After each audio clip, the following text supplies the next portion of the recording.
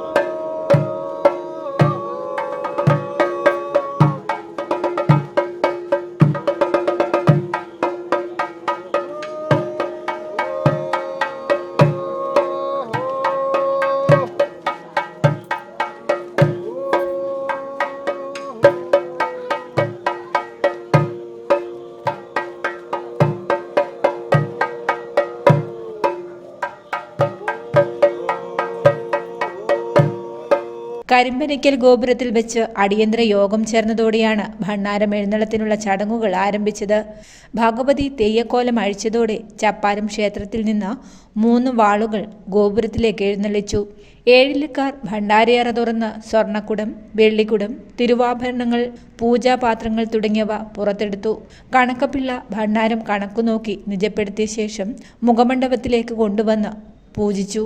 ഇതിനുശേഷം ഭണ്ഡാരങ്ങളും തിരുവാഭരണങ്ങളും പൂജാപാത്രങ്ങളും സ്വർണ്ണ വെള്ളി പാത്രങ്ങളും ഉത്സവകാലത്ത് ഉപയോഗിക്കുന്ന മറ്റ് പാത്രങ്ങളും മണത്തണയിൽ നിന്ന് കിലോമീറ്ററുകളോളം കാൽനടയായി കൊട്ടിയൂരിലേക്ക് പുറപ്പെട്ടു.